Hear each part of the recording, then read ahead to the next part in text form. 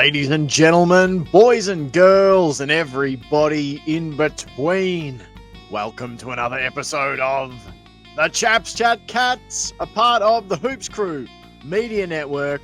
My name's Jake, and I'm joined in the virtual studio by two men who I think enjoyed their weekend of footy very, very much indeed. Sambo and Johnny, how are you, chaps? Good. Going very well. Just scrolling through the lunacy that is the AFL's top 10 moments of the round. 2 weeks in a row, No Cats get a win in a highlights-filled game and don't get a highlight. But the opposition does. Same with last week. That's all right. They can get all the highlights packages.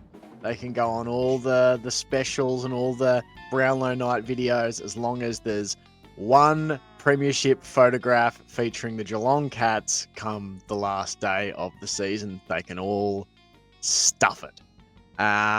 Yes, that's right. The Cats, a big win on the weekend. I think a fairly significant one.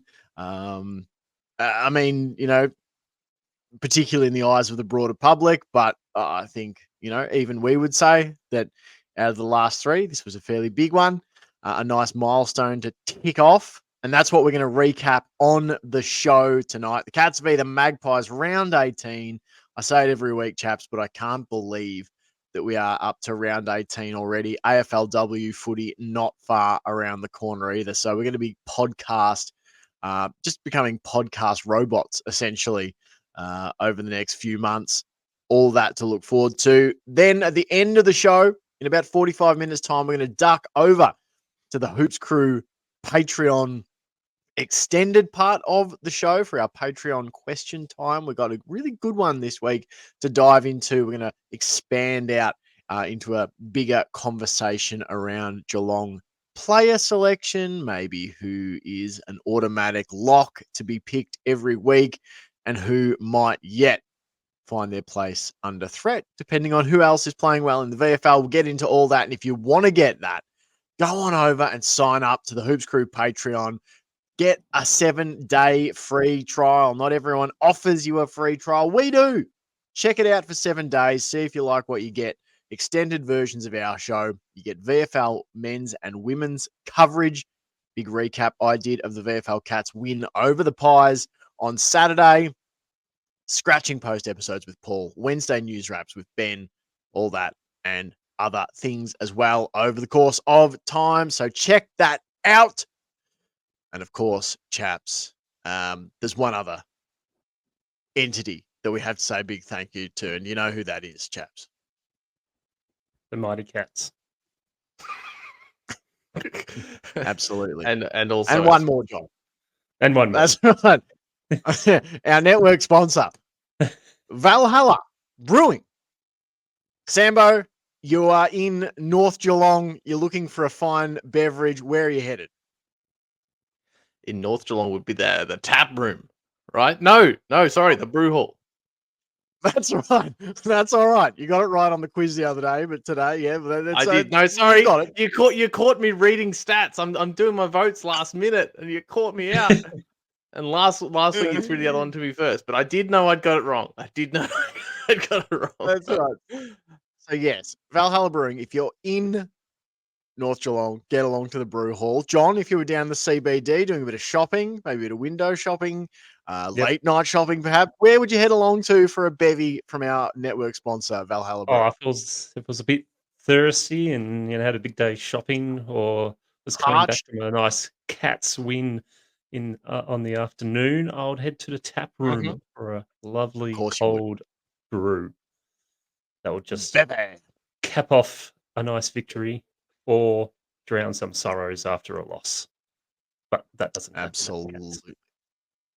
Drink responsibly. Yes, it's true. We've had very few losses to drown over the last 15 years. So yes, thank you to Valhalla Brewing, the network sponsor of the Hoops Crew. But let's jump into it now, chaps. Let's jump in. The Cats v Magpies round 18 recap. The Cats make a huge step toward a top 4 finish, and this is how it unfolded. Geelong, the fastest of fast starts. A goal to Sean Manor after just 29 seconds. Another one to Shannon Neal at 1:32. Shannon Neal doubled his money at 3:40. I was at work listening on the radio and texting you guys some pretty fired up things. The Cats were on fire. I was on fire. Thought maybe we could just absolutely put them to the sword. But of course, as you would expect, Collingwood struck back. Patrick Lipinski just before the 7-minute mark, 2 goals in about 2 minutes to Joe Richards and to Will Hoskin Elliott tied the thing back up. The teams traded a flurry of behinds before Collingwood hit the front with a goal to Jamie Elliott just near the half-hour mark. That left the Pies up 4-5-29 to 3-5-23 at the quarter-time break. They did the first of the scoring in the second quarter. Jeremy Cameron a goal after 1.5 minutes. Jeremy Cameron a goal after 7 minutes and 11 seconds to take the lead back. Collingwood back on level terms via the boot of Joe Richards after 11 and a bit minutes. The Cats back-to-back goals to Brad Close and Brian Myers stretched it out to beyond 10 points, the lead for the Cats. The Pies struck back through Jack Crisp, and that was the last goal of the first half as Geelong took a 7-6-48 to 6-8, 7-6-48 to 6-8-44. That tripped me up. Lead at halftime. The Cats, the first of the second half to Jeremy Cameron. The Pies, the next two to surge back into the lead. Jordan De Goey and Jamie Elliott putting the black and white side. Bit of a Kelly Underwood reference there. The black and white team up midway through the third term. But thereafter, chaps, the Cats took control. They kicked a couple of behinds to Cameron and Dangerfield, then 2 goals to Stengel and Dempsey to take the lead at three-quarter time, 10-9-69. Nice. To 8-10-58. The final term started. The Pies got one back through side steel bottom. But then the scoring was all the Cats. Jack Bowes on 7 minutes 20. Ollie Henry, 14 minutes and 13 seconds. Get it up, yeah. And then the icing on the cake, Tyson Stengel at the 25.5-minute mark. The Pies got a cheap one back late.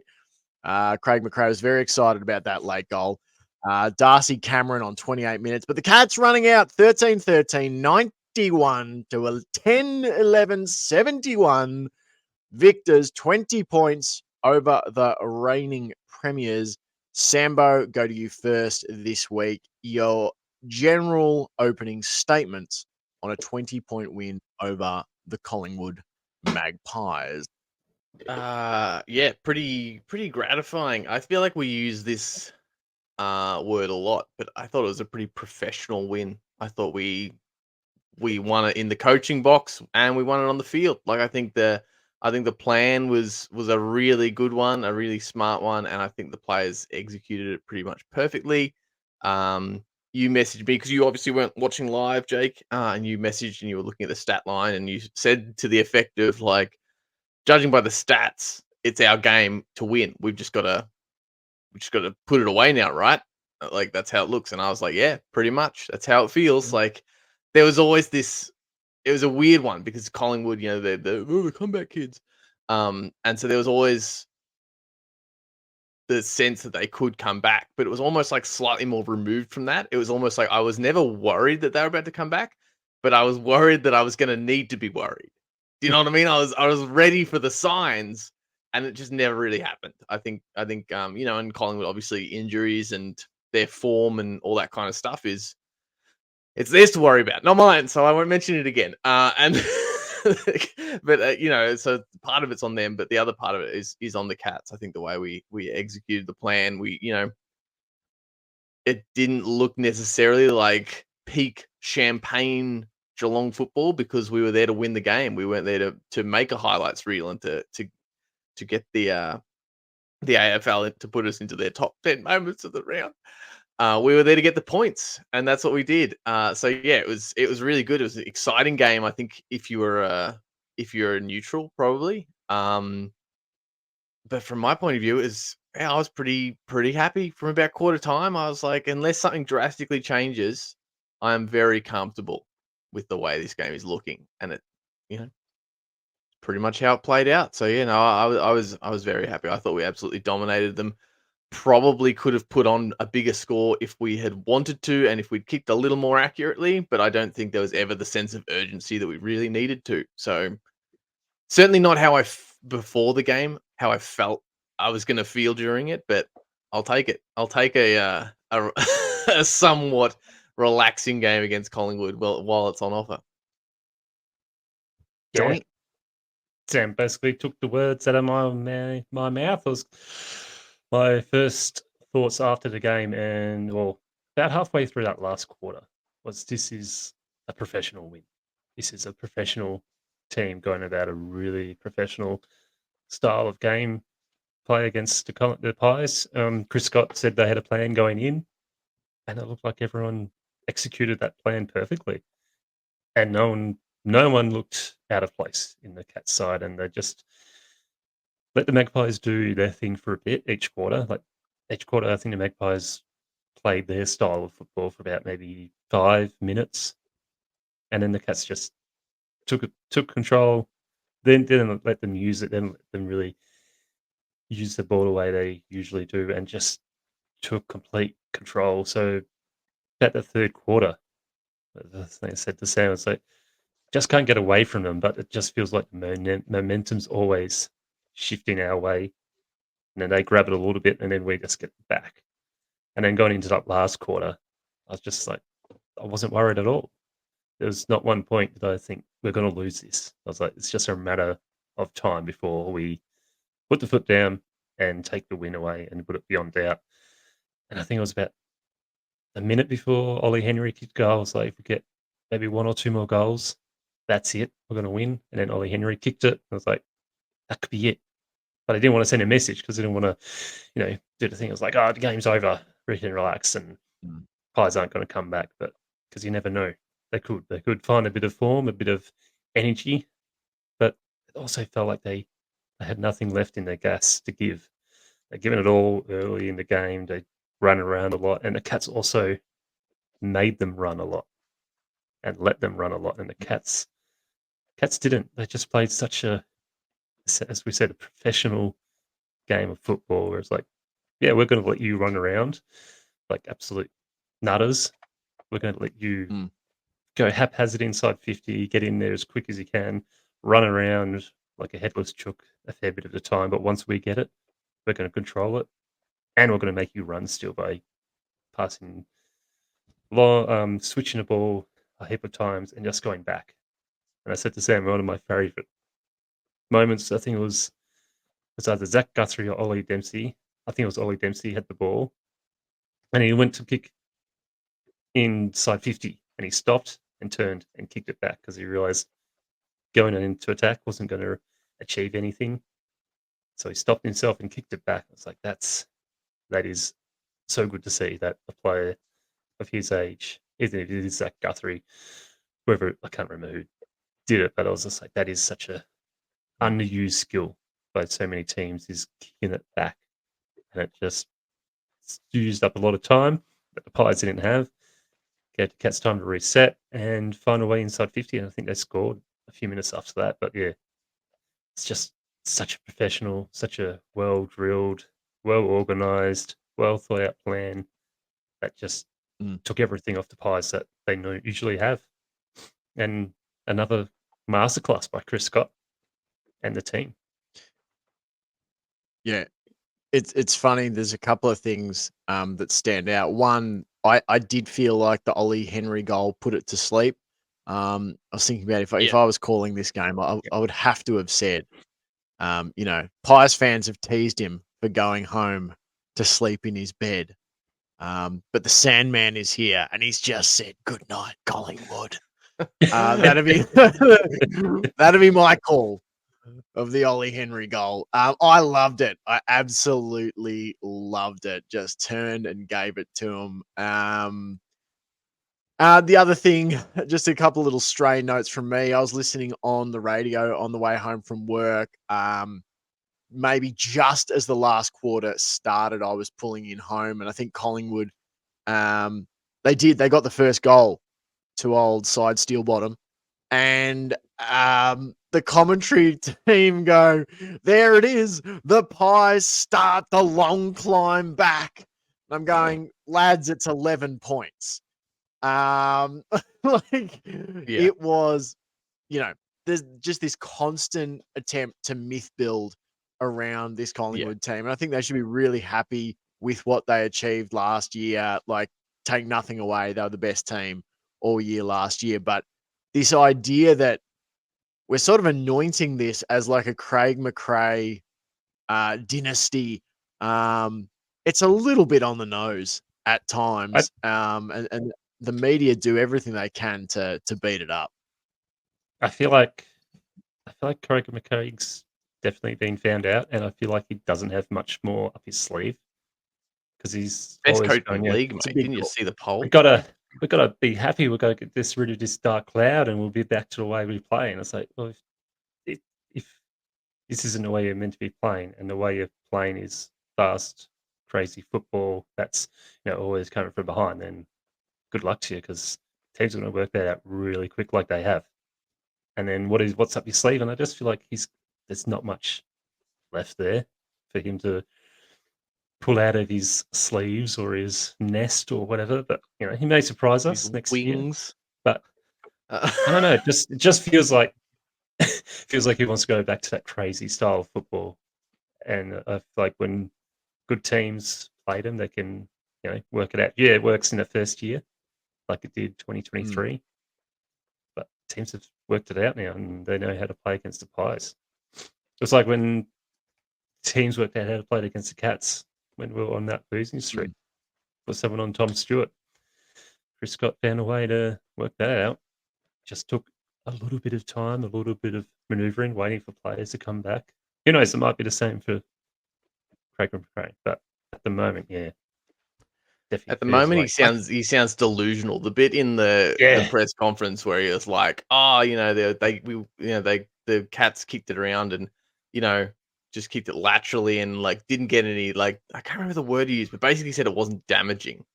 This is the Chris Scott victory lap 6 weeks out from finals.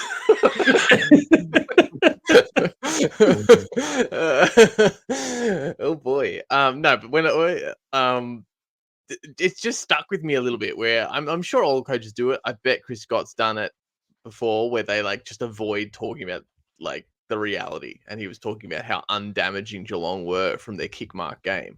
And I'm like, how basic of a view to have if you're only looking at those kicks, when if you just play those clips for 30 seconds longer, you'll see we did lots of lateral kicking and kicking around until his team got tired and sooky and didn't chase anymore. And then we were able to scream it down the wing after switching it and have an inside 50. 61 inside 50s fly. Is that not damaging? Is that not enough? And also, when you lose by 20 points, it doesn't really fly.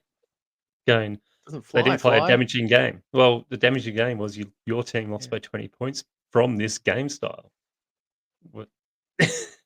I put up a tweet exactly to this nature. I said, I love the Bazballian nature of Craig McRae's post-match comments about Geelong having a lot of possession but not gaining any territory in a game where his team conceded 62 inside 50s. And his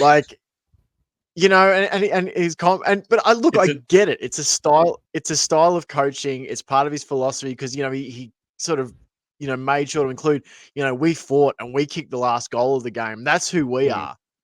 And if we're a bit closer, that goal maybe means a whole lot more. And I'm just like, look, I get it, but God, it reeks of Bazball to me. I was going to say it's the England. We may have lost, but we run the moral high ground because we played a game that looked better. So, yeah. If there'd been a fifth quarter. And if their game did look better, I would accept it. But Collingwood's game didn't look good. So it's that's what I said to you, Sam. Their attack just looked so haphazard. There was no direction. It was just get in there and see what happens. I think we have to apply the context. It would only be fair because if for whatever reason there's a sycophant at Collingwood fan watching this, I will acknowledge, I watched the VFL. They had Dan McStay playing his first game back up forward. I think they definitely, there's no denying they lacked for some tools, which made them play a little worse. You know, like it was a little more one dimensional to what they normally do, like that sort of chaos footy. They really lacked for a decent marking target or two. But I still, I think on the lead, let's for steer. God's sake.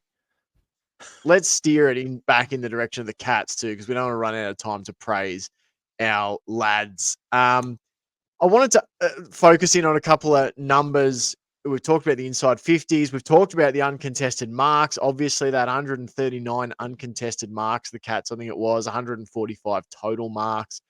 And the 250 uncontested possessions, and everyone focuses in on that. Something, chaps, that I think maybe goes a little bit under the radar. The Cats lose the hit out 64-22, but they comfortably beat the Pies in the clearances. 42-35. They obliterated them at the center bounces, 16-6. Like, you know, all the talk on our preview pod was, do you tag Nick Dacos, and you got to find other ways of shutting them down because it's not just Nick Dacos. You know, Dacos has a decent night, but he has Not in the center 11 clearances, he didn't. 11 clearances, 32 touches, but I kind of feel a little bit vindicated that How many center clearances did he get, Jake? How many center I don't know. I clearances? haven't seen how many. One. Okay, there you go. Sorry. How many did Tom Stewart get, Sam? Tommy Stewart got 3, and but Patrick Dangerfield had 4. What did you chaps think of the Cats' clearance work? As I said, I only got to watch the last quarter. I was listening on the radio, and obviously, the radio was saying, the Cats are all over them at the centre bounce, particularly the first quarter. But did we look like that was such an issue for us not so long ago? Was our clearance work? Yeah. What has changed? Tom Stewart has changed, and Patrick Dangerfield is the main 2 reasons. Bose as well. I'd chuck Bose in there, and Sandy Koning. Okay, yeah, there's a few reasons, right? I feel like personnel, and I really do think that having Dangerfield back in there has really settled a lot of people, and then chucking Tom Stewart in there as well. It's just like 2 really experienced players that know the football extremely well. Has also now this given that freedom for Bose and Atkins and Jai Clark to play a bit more recklessly, that they can play their game with a bit more freedom because they've got Stewart, who is a defender by nature, by heart, and all that, and knows how to defend players, but can also attack the ball ferociously. And then you've got Dangerfield, who can burst out of the pack. And then Bose and the other guys, I don't know, they just look freer. They look better players with those 2, just supporting them and letting them play the way they want to play. And like Dempsey as well, and all the other guys. It just looks like they're calmer, more settled, and look freer as well. And it's definitely down to them too. That whole group too, though, like talking about Bose, Atkins, and Sam De Koning, there's only 6 players on the field who got who got more than 1 center clearance, and 5 of those 6 are Cats players. So you got Patrick Dangerfield 4, Tom Stewart 3, Sam De Koning 3, and then you got Jordan De Goey with 3, and then you also have Jack Bose with 3, and Tom Atkins with 3, and then it instantly drops down to 3 Pies players with 1, and that's it for the center clearances. So I don't think there's just one or player or anything who's just absolutely dominating that middle. I think it's our variety, a bit like our avenue to goal at the moment. We've got such a variety of effective avenue to set center clearance at the moment.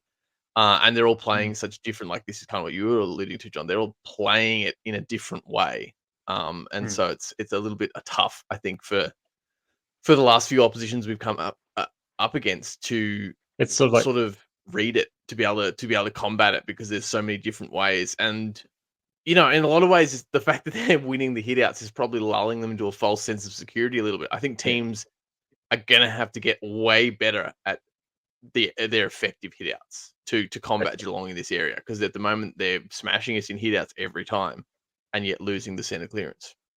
And I love the move of Stewart into that midfield, because if teams do tag Tom Stewart, go ahead because then you've got Dangerfield who Mm. can do what Tom Stewart does. And then that also frees up Tom Atkins to, if he sees Tom Stewart being tagged, he's going to go, well, I can do what Tom Stewart does in a similar way. I mean, maybe not as effective, but in a way that will help. And Jack Bowes can also do the same. So it's just like if one player gets tagged, if like they tag Stewart or Dangerfield, well, then you've got Stewart or Dangerfield to cover each other.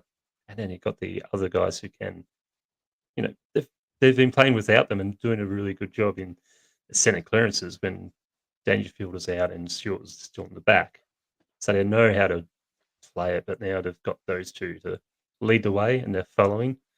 I feel like once Stewart and Dangerfield have, moved on and retired, it's just going to make these guys even better because they're learning from two of our best players. Like Stewart's definitely one of our best. Dangerfield's up there. I wouldn't say he's our best player at the moment, but his influence is the key here, I reckon, from Dangerfield. It's interesting just looking at those hit out stats to advantage. Collingwood had 14 of 64 hit outs to advantage. So 21% of the hit outs they won went to advantage. The Cats had 6 of their 22, which is 27%. So, yes, you win the hit out, but Geelong actually won a higher percentage of theirs to advantage. Another thing I just wanted to quickly bring to your attention too, we talk about Stewart and Dangerfield and Bowes, etc. In terms of like Atkins, I think you'd talk about too. Blixarves, winning contested footy and winning the clearances. I think someone who maybe deserves a little more credit for his performance outside of just his exceptional kicking inside forward 50 is Brian Myers. Equals second most contested touches on the ground at 12. He had 9 score involvements, nearly 80% disposal efficiency, which is higher than any of the other top 10 players on the ground for contested possessions. He had a higher disposal efficiency than all of them. He also had 6 inside 50s, 3 free kicks, and there was another stat I wanted to look at too. Clearances. He also had 5 clearances to go with 27 touches, laid 4 tackles.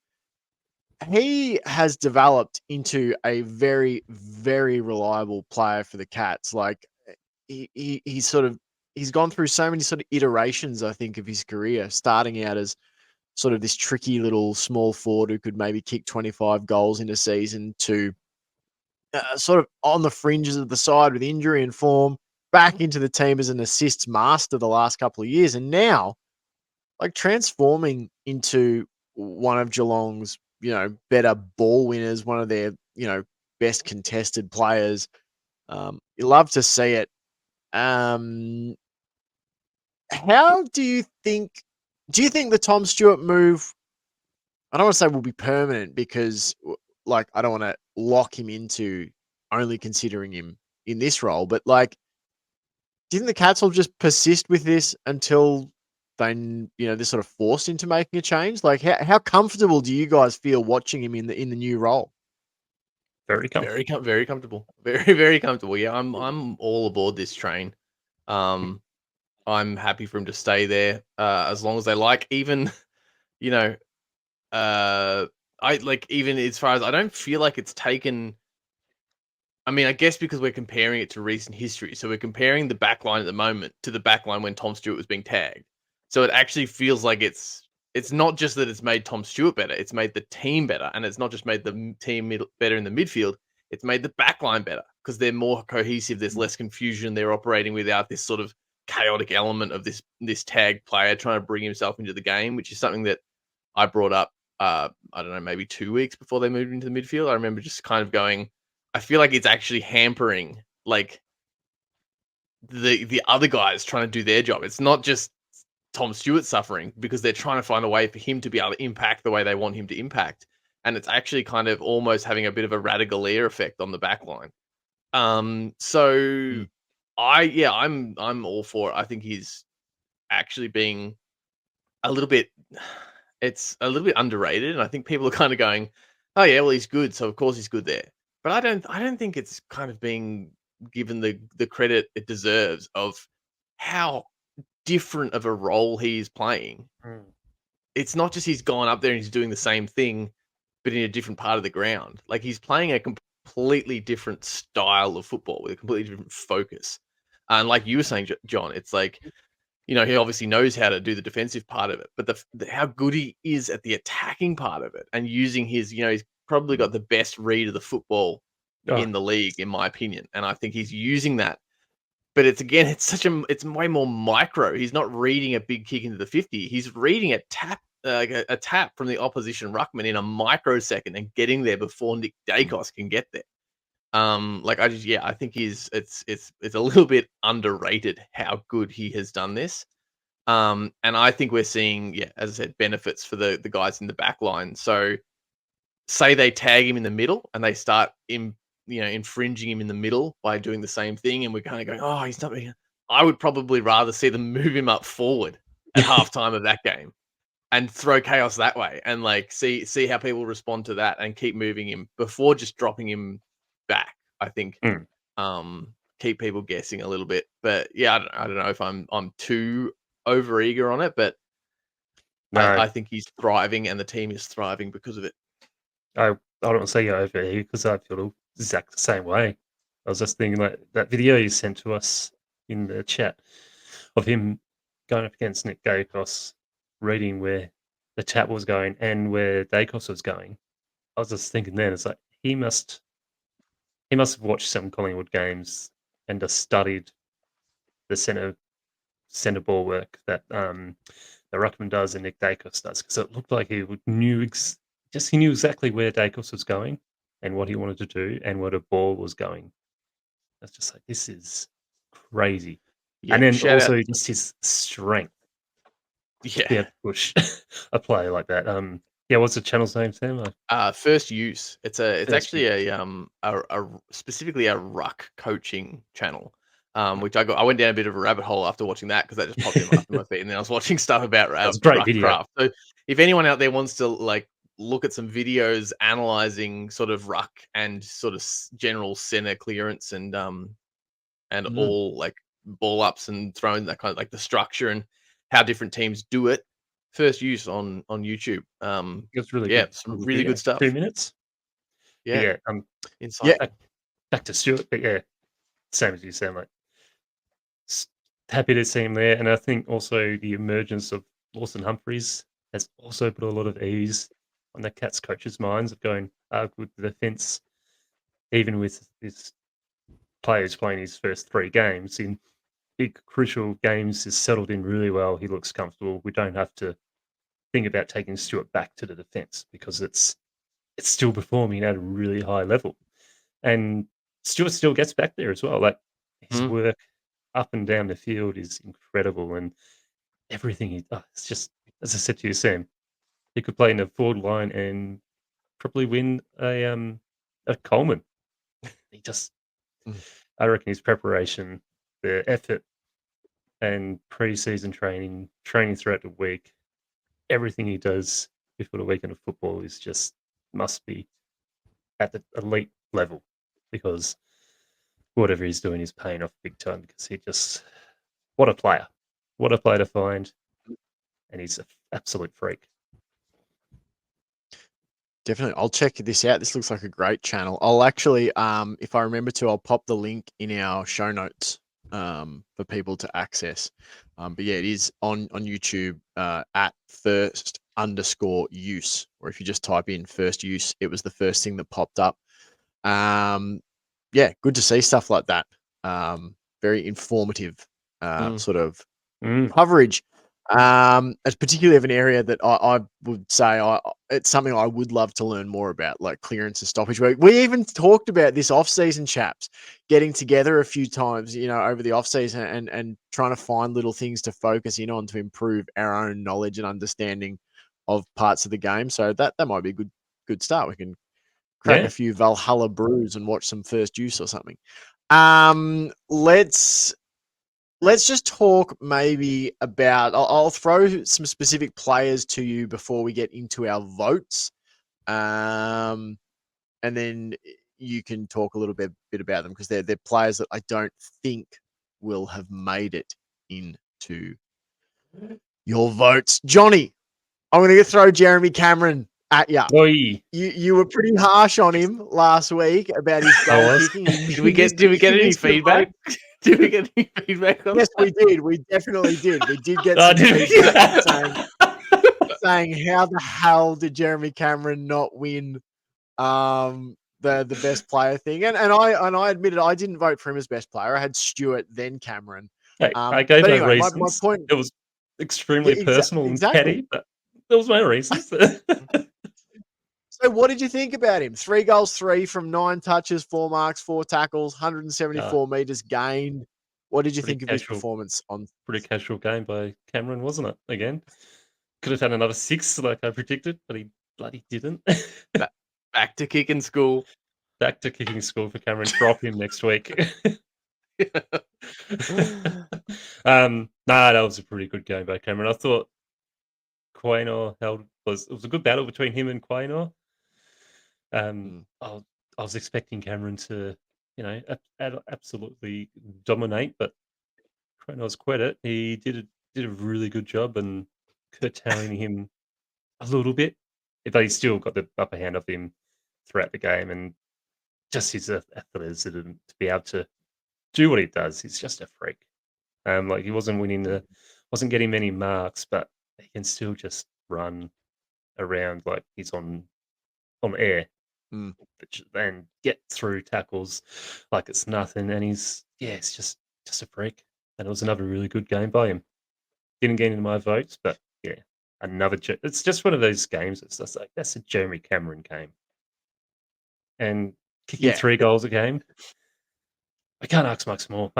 Like that's pretty good. And then the other guys are chipping in with 2 to 3 themselves. But we can. I can. And I'd like more. I think it's but, fair. Yeah, there's some feedback on Twitter saying that was not sort of echoing some of what you're saying of like the set shots. The radar hasn't necessarily been there at times, but then he kicks some absolute freakish ones, and like just what a matchup, to have to play against. Not just his height and his marking, but then his crumbing ability, and he is, as you said, Johnny, a freak. His speed. Do you reckon he's got too much time to think about it? Like he gets the ball when he's That's what a few people have said. And then goes back and goes, "Oh, I could be on my farm. What am I doing on the farm Monday?" It's the exact thing I said to Jack when we were watching the game. It was one of the ones he missed. I was like, "See, he had too much time to think about it." And then 5 seconds later, he kicks an absolute freak snap under pressure with half a second. It's like, see, he's just got to be in the flow state. Yeah. Which I can absolutely relate to. I mean, I'm not no way comparing myself to Jeremy Cameron at any level in anything that I think I excel at. But there is just certain things where you go, when you have too much time to think, even just having the kick of the footy and someone kicks a high ball and you got too much time to think about, just catching it, something you've been doing since you were 4 years old. and you just overthink it and just let it go straight through and hit yourself in the net. How's the head kick in the game from the Collingwood player? Did you see that? The head kick? Yeah, it was like the ball, the Collingwood player kicked the ball and he kicked it straight into his teammate's head. I didn't see that. Oh, it was just, I think pretty sure it was in his head. It was like hit him somewhere. It looked like it hit him in the head. He was like coming out of the fence and he kicked it and it's like went smack in his head and went flying. It's like, ooh, what bad timing. Sambo, going to ask you about Sean Manor. What did you think? Obviously, had 14 tackles the week before. It was going to be hard to follow that up. But what did you think about his follow-up offering? Yeah, like you say, if you compare it to last week, obviously it's a bit of a drop off. But 10 less tackles.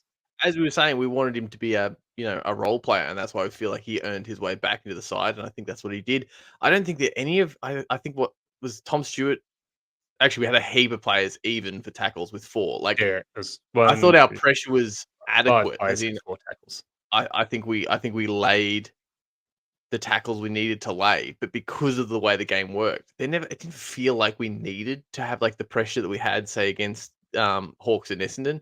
Like, I don't think there's a lack of tackles from Sean Manor because he wasn't tackling when he needed to. I think there just wasn't as many tackles to be laid because Yeah, we there had was a billion uncontested possessions. 7 Uncontested marks, players sorry. 7 players with 4 tackles, sorry. Yeah. So, yeah, I don't think you can compare it to last week because it's a completely different game. So I think he filled No, his role. Obviously, he had 14 disposals, 10 of them kicks, 3 marks, 232 meters gained. Yeah, I think he absolutely did enough to get himself back in there. Obviously, kicked a really nice goal. I thought his goal sense was on. Almost kicked another freak one or set up one. Like there was that time when he was just you could tell he was just maybe a little bit split. Well, actually, maybe it wasn't even so much that he was split between kicking to Cameron or kicking to goal. I think he was kicking to Cameron, and it was more that Cameron yeah, he didn't was know whether to let it go or to mark it. So, there was yeah, I thought he could have had a few more, a few more impactful stats on there if a couple of things go his way. But I was impressed. Like I thought he, as I said, as far as a role player, I thought he went out there and was a good member of the team and did his job. And yeah, I think he should be there next week. here's a great little stat for you. Every player but Zach Tui and Ollie Henry laid 1 tackle, at least 1 tackle. Wow, interesting. And that Tui didn't, though, mind you, Tui doesn't. Yeah, he does not apply a heap of pressure at this point in his career. 25 pressure acts for Sean Manor, which was second most on the team behind Tom Atkins. So that counts. 70% kicking efficiency, which is also pretty nice. Sorry, Um, how many pressure acts did Tom Atkins have? 26. I did say it. I said when we were talking about votes. Now Tom Atkins didn't make it into my votes, but when Jack and I were talking about votes at the end of the game, towards the end of the game, and I did float Atkins. I was like, I wonder what Atkins is like. Because I said, I think he's actually looked like he's always been in there. And then at that stage, he'd laid 2 tackles, and I said, I bet he's laid way more pressure acts. Like he's because one of those things where you felt like he'd been tackling all the time. So if he's only been given a couple of tackles in his stats, like I bet he has to have had a heap in the other areas. Yeah. I was going to throw to you for a couple more, but we're running out of time here if we're going to land this ship at its designated time. So, yeah, we might talk about Shannon Neal, Ollie Dempsey, Lawson Humphreys, etc., in a little more detail in the Patreon part of the show. Jack Henry, too, another one I wanted to talk to. Sam DeConing. We're just not going to get time here in the public part. So instead, let's transition here to doing our votes. Chaps, Sambo, you can lead us off here. Mine were almost very different. My gut feel votes versus where I ended up were almost very different to all of you other lads here at the hoops. Just looking through it, I've ended up with a couple of the same, but my 3 is wildly different. But I'm okay with that. I'm happy to be an outlier. I think it's one of those ones where it's good that it's widely different because I think there's so many players that deserve votes. It would be good. I It would don't, I be a bit of don't a think. shame to not spread them out a little bit. Yeah, I don't think there's one player who we've all given votes to yet. It's not. The 3 of us may have, but No. across the Yeah. hoops. So I have, and it's somewhat of an honorary vote, in my opinion, and that's Lawson Humphreys. Like, I think he did incredibly well. His composure and the way he acquits himself at the highest level of elite football in his 3rd game is just phenomenal. The reason I didn't have him higher, like I kind of went, should I just go all the way here and give him 3 votes? Because when you look at his stat line, like the kicking efficiency and just incredible insanity.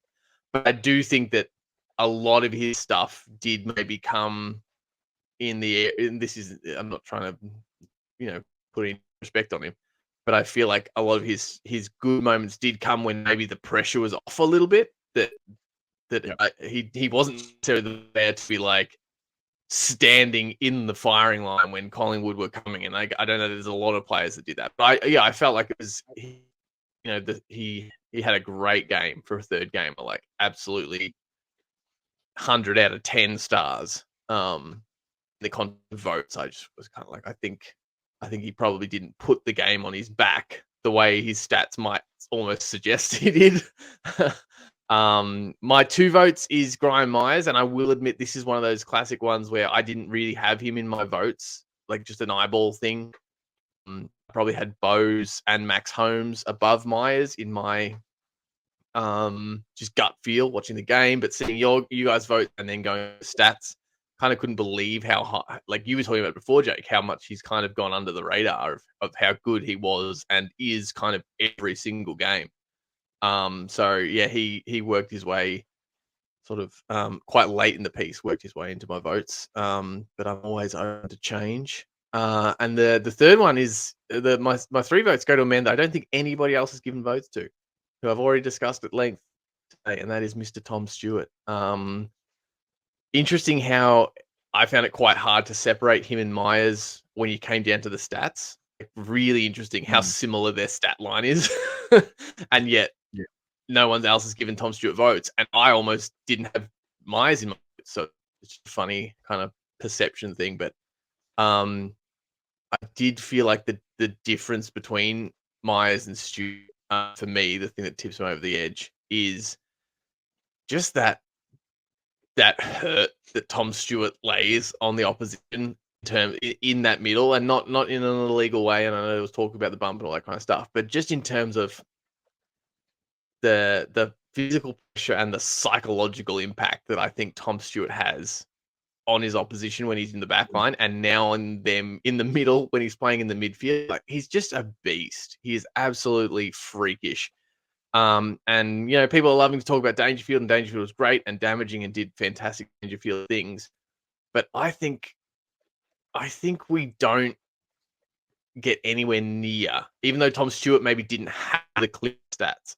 My feeling watching the game was that a lot of the players that have stats don't get those stats without Tom Stewart being the one to read it better and get it to them, because he often wasn't the one grabbing it and kicking it. He was often the one just getting in there, getting it first and getting a hand out, or even just like muddying Collingwood's possession. When Collingwood got a hit out, he wouldn't like lay a tackle or like, flonk a wrap, but he's just his strength and ability to remain in the contest when he probably has no right to be.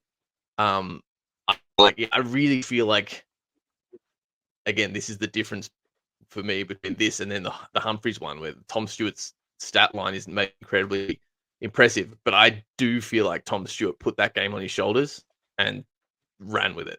But that's just me. That's my feel.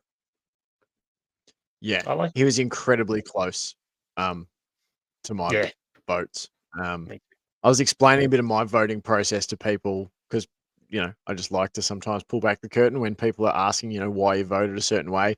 To me, 2 and 3 are basically the 2 inseparable players in my mind, and 1 could go to about 6 players. That's sort of generally how it boils down for me.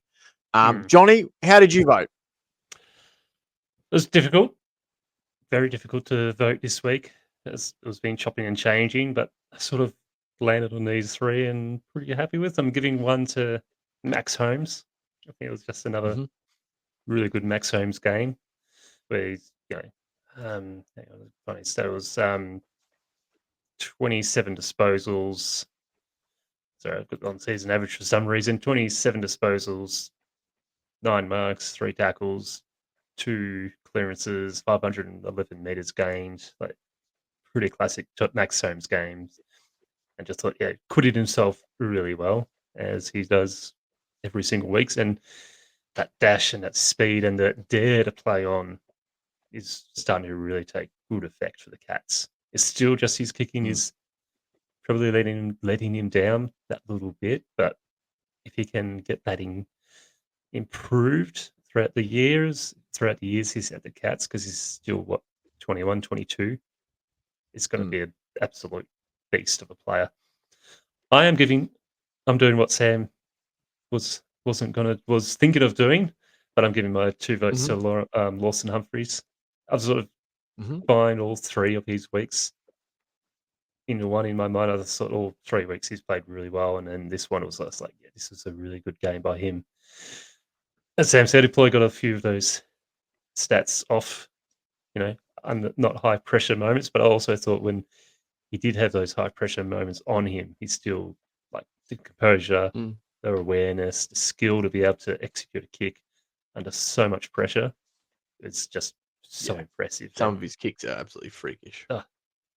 it's so good to watch. And I think he's picked 63.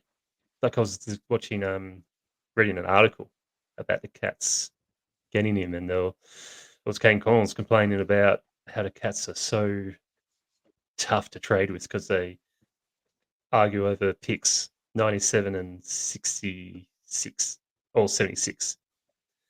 And then with those two picks, they pick up George Stevens and Lawson Humphreys. And it's like, well, that's why they're so particular. So that's why they value every single pick, because you find players like this who come in, make an immediate impact, and help settle that defense. And he's played in 3 big crucial games, and each game he's excelled that really well. Like pretty good games from him for his first 3. Of course, he may Mm. drop off the cliff a little bit throughout the year, but if this is his base, it's pretty exciting to see where he will go. And I'm giving my 3 to Ollie Dempsey. Again, I just like the way he looked on the night.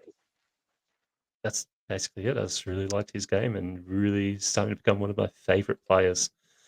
And as you said, Sam, after he kicked a goal, never misses. And that's true. And I don't have much more to say about Ollie Dempsey, except I just really liked his game and I wanted to give him the 3 votes. How funny is it that you go back a couple of seasons when he debuted, or even last year at times when he got back in the side and we're like, oh man, he's sweating bullets anytime he has to take a Yeah. shot for goal and all this sort of stuff. And now he wants 1 goal, 17 disposals, 10 marks, 4 tackles, 243 meters gained, 100% game time. The only player to spend 100% of time on the ground. I liked his game too, Johnny. Nearly 90% disposal efficiency. I will rattle through mine. I gave 1 vote to Jack Bowes. I think he, a little bit like Brian Myers, sometimes is seldom thought of when we're talking about who to credit with a winning contribution. I think his 12 contested touches. I thought he had 12. He had 9 contested touches, 75% disposal efficiency. A bit like Brian, he had the second highest disposal efficiency out of the top 10 players for contested possessions. The reason I say that is often the players who have the highest contested possession have a lower disposal efficiency. So for those guys to go at over 75%, I thought was a bit impressive. Liked his game. I'm giving 2 votes to Patrick Dangerfield. I thought he set a tone early. I don't have the stats to back it up, but at least listening on the radio and then watching the last quarter on TV seemed that maybe he did the bulk of his damage early and then sort of faded out of the game a little bit. Ends with 22 touches, 16 by foot, 6 clearances, 639 meters gained. So it's that over 30 meters per which explains a sort of lower, around 50% disposal efficiency. But he was very effective. But I'm can't look past Geelong's Argentinian superstar, Brian Myers. I'm giving him my best on 27 touches, split pretty evenly, 15 by foot, 12 by hand, 7 marks, 4 tackles, 5 clearances, 350 meters gained, a goal, and I said the second leading contested possession getter on the ground to go with a pretty decent disposal efficiency, given all the contested work he was doing as well. So really liked his game. All right, that is it. We're now going to go on over to the Patreon question time. We've got a good one. We're going to answer it directly and then sort of spread it out into a larger discussion on a particular topic. So if you want to get that, make sure you sign up for a 7-day free trial over on the Hoops Crew Patreon. Thanks so much for watching. Thanks so much for listening. Make sure you're checking out everything on the Hoops Crew Network, your post-game live, your Nuff of the Week. Paul's got a good one over there about a person that we actually don't allow ourselves to name on this show. We don't help aggregate their content. But you should go and check out Paul's Nuff of the Week. Us on the Chaps. Thanks very much. And we shall play you out, as we always do, with our favorite third friend. We always have for the last 3 weeks. That's right. For the 57th time in a row, we welcome the halftime horse. Until next time, go Cats. Go Cats. Go Cats.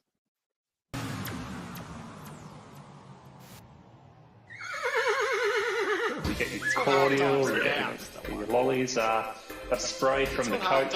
Lollies, absolutely. So you get your cordial, you get your lollies are a spray from the coach. Lollies, absolutely. That's what halftime's about.